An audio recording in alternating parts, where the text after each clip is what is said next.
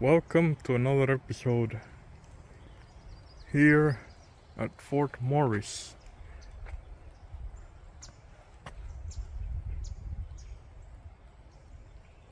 At the port of Sunbury here in Georgia. Midway, Georgia, near the town of Midway, Georgia. These are the admission fees.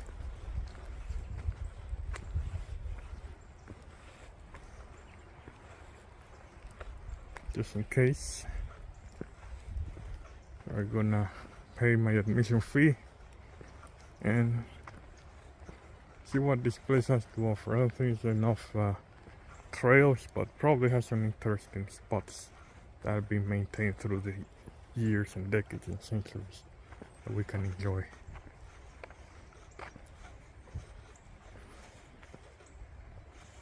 Alright, let's continue. I was trying to look what was the name. It was original name Sunbury, so it was part of the St. John's Parish, and then it became the county of Midway. So it was known as St. John's Parish back when Georgia was part of the 13 colonies of Great Britain, or England, as we call it here in America.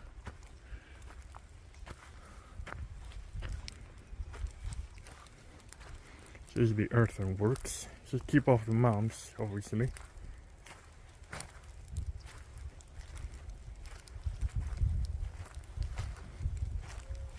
Okay. They're really nice. They're really nice. I think there's an exit here. You have to get back into the entrance. Yeah. Yeah, really misty, very moist outside. They're gonna turn on my umbrella just in case it starts flowing down some rain. I'm the only visitor here.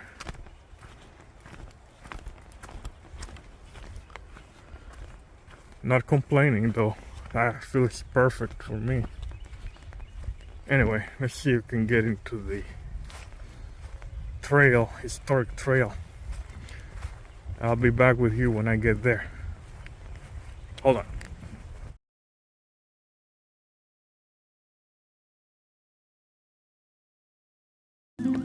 A few miles down the Midway River lies St. Catherine's Island. One of Georgia's barrier islands, it stands as a witness to hundreds of years of human habitation. By the 1500s, Spain dominated the New World, and its leaders sought to expand colonization of the frontier. By 1566, missions were established in what is now Georgia to convert indigenous peoples such as the Wali to Catholicism, while teaching them European customs and skills, all planned to make them productive subjects to the Spanish crown. As a result, Mission Santa Catalina de Wali was founded on St. Catherine's Island.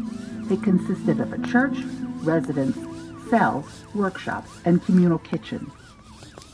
Some of the Wali did not support Spanish colonization. Revolts sporadically took place on the island for several decades. By 1680, France and Britain had emerged as rivals to Spain. The British sent forces down from South Carolina to push the Spanish out. Although a small group of Spaniards and Wali held off the attack, St. Catherine's was abandoned soon after. In the 1990s, archaeologists unearthed the remains of the mission. Modern work on the island continues to gather information about this important part of Georgia's history.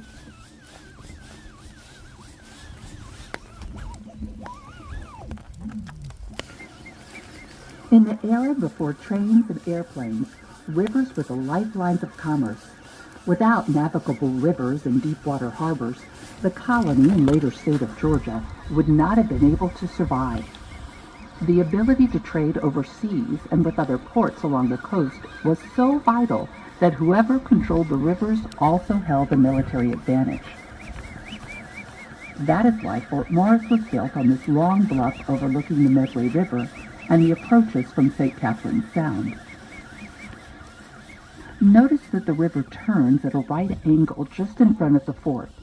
Any ships approaching Sunbury were forced to slow down and would be easy targets for the fort's artillery.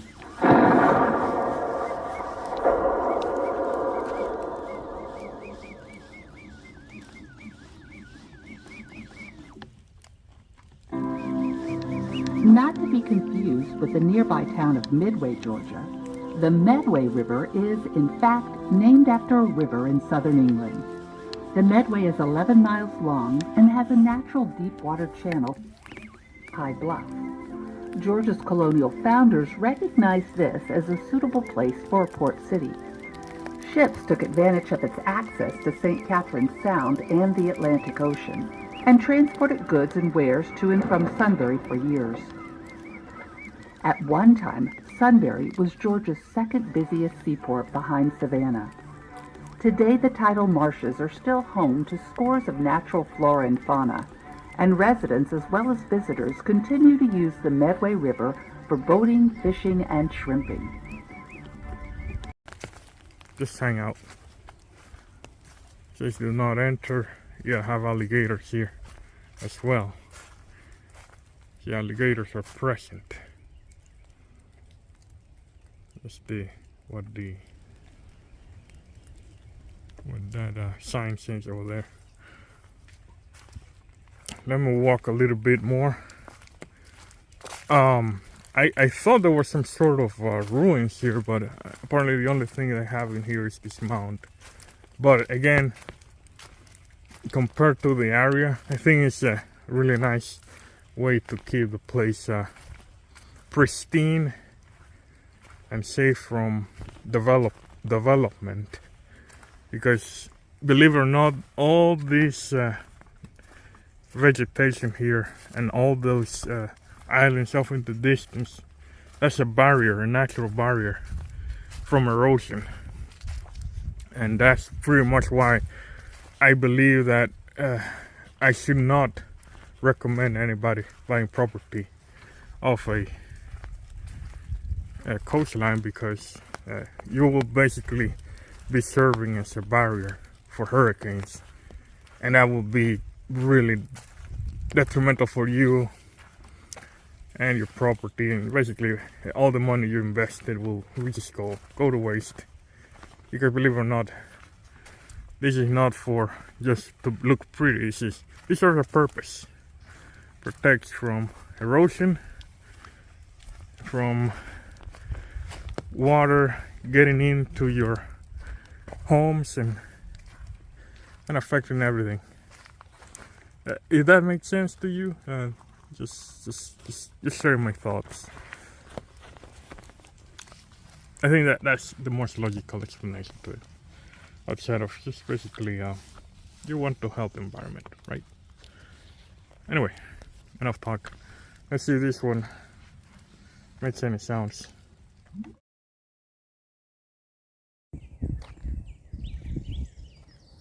Just a quick addendum. I finished up watching a documentary about the place, the Sunbury here. I'm still here at the park. So basically, the mounds that we saw in the first part of the video, they are part of the defense setup that was made by the locals during the United States Revolutionary War with Great Britain. And it was a way to defend the town of Sunbury, which was part of this property here, this land. But unfortunately, after a first attempt and a second attempt, the British came in and laid to waste the whole town. And after that, unfortunately, due to hurricanes and diseases, the town came to pass, and they were never able to rebuild again. The town used to be the town of Sunbury, and at some point it was actually made, basically it was in competition with Savannah as a port of interest for the economy of Georgia. Actually, it was said that back in the day that it was holding around 1/3 of the economy of Georgia at that time. They're talking about the 1700s. So that's it for today, guys. Thank you so much for watching, and continue enjoying the video. Have a good weekend. Have a good day, night, whatever you're watching this. And safe travels.